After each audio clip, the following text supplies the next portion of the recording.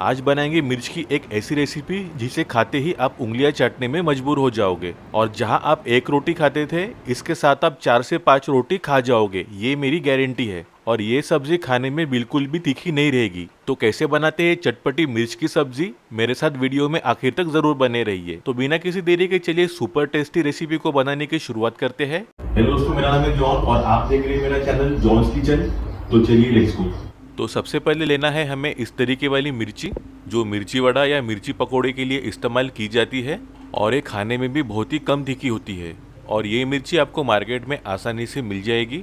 अब इसके बाद इन मिर्चियों के डंठल को हम अलग कर लेंगे हाथों की मदद से और चाकू की मदद से इस तरीके से चीरा लगा लेंगे हम। और फिर इसके अंदर जो मिर्चियों के बीज है उन्हें हम निकाल लेंगे दोस्तों और मिर्ची को अंदर से पूरी तरीके से साफ कर लेंगे हम। तो ये देखिए, मिर्ची को हमने अंदर से अच्छी तरीके से साफ कर लिया है। अब इसी तरीके से हम बाकी मिर्चियों को भी कट करके इनको अंदर से साफ कर लेंगे। ये देखिए दोस्तों, इस तरीके से।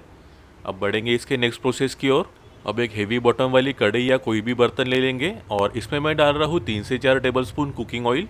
ऑयल की मात्रा आप कम या ज़्यादा कर सकते हो। ऑयल एक बार गर्म हो जाए फिर इसमें हम डालने वाले हैं राई यानी कि मस्टर्ड सीड्स 3/4 से 1 चम्मच के करीब। और राई एक बार तड़क जाए उसके बाद हम इसमें डालने वाले साबुत जीरा 1 चम्मच। जीरा तड़क जाने के बाद इसमें हम डालने वाले हींग, तो यहाँ पे मैं चुटकी भर हींग का इस्तेमाल कर रहा हूँ। अब इसमें हम डालने वाले हैं प्याज, तो यहाँ पे मैंने एक बड़े प्याज को इस तरीके से स्लाइस करके डाल रहा हूँ। अब मिला लेंगे हम प्याज को अच्छी तरीके से और पका लेंगे प्याज को जब तक कि प्याज अपने अच्छी तरीके से सॉफ्ट नहीं हो जाते तब तक। जब प्याज का रंग थोड़ा बदलने लग जाए फिर इसके बाद हम डालेंगे अदरक और लहसुन का पेस्ट 2 से 3 चम्मच। अब अदरक और लहसुन के पेस्ट को भी मिला लेंगे हम प्याज के साथ में और भून लेंगे अच्छी तरीके से हम।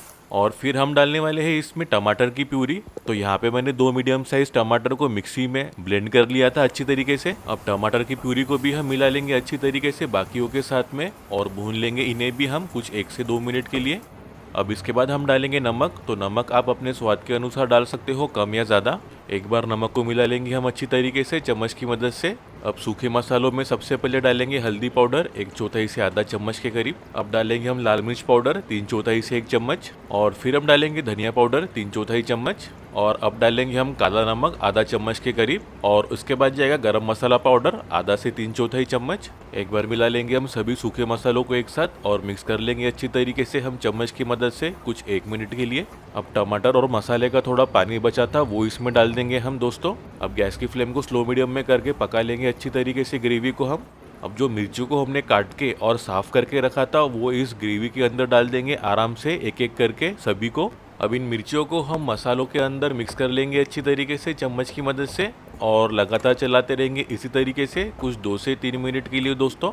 अब इसके ऊपर हम ढक्कन लगा देंगे और मिर्चियों को पकने के लिए छोड़ देंगे कुछ 5 से 6 मिनट के लिए स्लो मीडियम आंच पर। 5 मिनट के बाद ढक्कन खोलकर चेक कर लेंगे तो देख सकते हो मिर्ची अपनी लगभग नरम होना शुरू हो गई है। और फिर इसमें हम डालने वाले हैं 1 चम्मच सौंफ का पाउडर। तो यहाँ मैंने सौंफ को दरदरा पीस लिया था मिक्सी में। सौंफ के पाउडर से सब्जी में बहुत ही बढ़िया फ्लेवर आएगा और खुशबू भी बहुत ही ज़बरदस्त आने वाली है सब्जी से। एक बार मिला लेंगे हम चम्मच की मदद से अच्छी तरीके से कुछ 1 मिनट के लिए दोस्तों। और अब इसमें हम डालने वाले हैं दही 1/4 कप के करीब। तो यहाँ पे मैं खट्टे दही का इस्तेमाल कर रहा हूँ, इससे सब्जी में बहुत ही क्रीमी टेक्सचर आएगा और थोड़ा बहुत भी जो तीखा फ्लेवर है वो भी कम हो जाएगा दही से। अब दही को भी मिला लेंगे हम अच्छी तरीके से और मिक्स कर लेंगे कुछ 2 से 3 मिनट के लिए इसी तरीके से।